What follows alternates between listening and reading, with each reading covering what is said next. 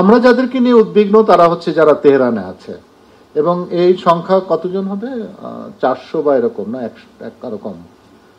তেহরানে কিছু বাংলাদেশি আছে যারা এখন এই হামলার সবচেয়ে মানে হামলায় ক্ষতিগ্রস্ত হওয়ার সম্ভাবনা আছে।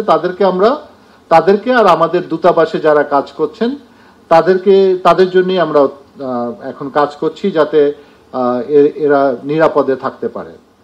আমরা এই তেহরানে যে বাংলাদেশিরা আছেন এবং আমাদের দূতাবাসে যারা কাজ করছেন তাদেরকে নিরাপদে সরে যাওয়ার জন্য পরামর্শ দিয়েছি, এবং তাদেরকে নিরাপদে মানে তেহরান থেকে দূরে কোথাও কিছু সময়ের জন্য রাখার জন্য আমরা ব্যবস্থা গ্রহণ করেছি।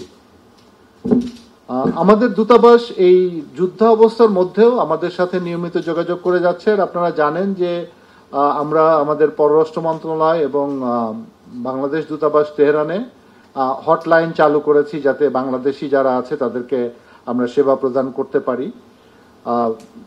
আমাদের দূতাবাস যুদ্ধ বা অবস্থার মধ্যেও আমাদের যে সেবামূলক কাজগুলি আমাদের প্রবাসী বাংলাদেশিদের জন্য, সেগুলো তারা পালন করে যাচ্ছে। একই সাথে তারা নিয়মিত আমাদেরকে এই যুদ্ধের আপডেট জানাচ্ছে, এবং যুদ্ধের আপডেটের সাথে পাশাপাশি অন্যান্যরা কিভাবে তাদের নাগরিকদেরকে ওখান থেকে নিরাপদে সরিয়ে নিয়ে যাচ্ছে সেই বিষয়ে আমাদেরকে নিয়মিত জানাচ্ছে। বিশ্বমানের থার্মিক্স রড, সালাম স্টিল থার্মিক্স, দেশের একমাত্র থার্মিক্স রড।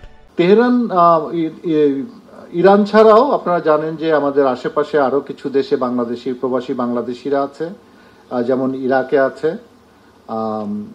সিরিয়াতে খুব বেশি নাই, লেবাননে আছে, আর জর্ডানে আছে। তা আমরা আমাদের এই দূতাবাসগুলোর সাথেও নিয়মিত যোগাযোগ রক্ষা করে যাচ্ছি। এই দূতাবাসগুলোতেও আমাদের হটলাইন চালু হয়েছে, এবং তারা ওখানে প্রবাসী বাংলাদেশিদের সাথে নিয়মিত যোগাযোগ রক্ষা করে যাচ্ছেন। তবে মানে খুশির বিষয় হলো, আশার বিষয় হলো যে এই দেশগুলোতে এখন পর্যন্ত কোনো ধরনের আক্রান্ত হওয়ার কোনো সংবাদ আমাদের কাছে নাই। ফলে আমরা অন্তপক্ষে এই দেশের আমাদের যে বাঙালিরা আছেন, প্রবাসী বাঙালিরা আছেন, এবং আমাদের দূতাবাসে যারা আছে তারা এখন পর্যন্ত মোটামুটি নিরাপদে আছেন।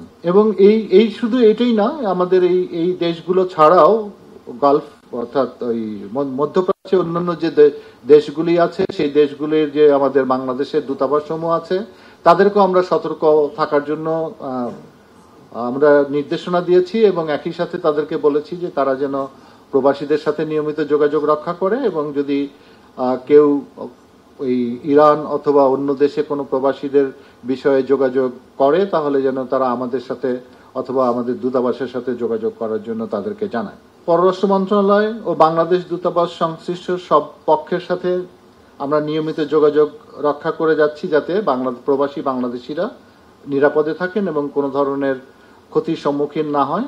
এমনি যে ক্ষতিটা এমনিতে হয়েই যাচ্ছে সেটি হচ্ছে যে এই যে যারা ওখানে প্রবাসী ছিলেন তারা তো কর্ম হারাবেনই, আর এই যুদ্ধ বন্ধ হলেও যুদ্ধ পরবর্তী যে অবস্থা তৈরি হবে সেই অবস্থায় তাদের সেখানে থাকাটা কতটুকু সম্ভব হবে সেটাও একটা বিশেষ বিবেচনার বিষয়। তবে আমরা এখন পর্যন্ত যতটুকু দেখতে পাচ্ছি বা বুঝতে পারছি তাতে খুব সহজে যুদ্ধ বন্ধ হওয়ার আমরা এখন পর্যন্ত কোনো ধরনের মানে সিগন্যাল বা কোনো সম্ভাবনা এই মুহূর্তে দেখা যাচ্ছে না। তবে আমরা আশা করি এবং আমরা প্রত্যাশাও করি যে আমরা আন্তর্জাতিক সম্প্রদায়ের কাছে আমরা আহ্বানও জানাই যে যত তাড়াতাড়ি সম্ভব এই সংঘাত বন্ধ করে মধ্যপ্রাচ্যে শান্তি প্রতিষ্ঠা করা অত্যন্ত জরুরি, না হলে এই যুদ্ধের পরিণতি অত্যন্ত ভয়াবহ হতে পারে।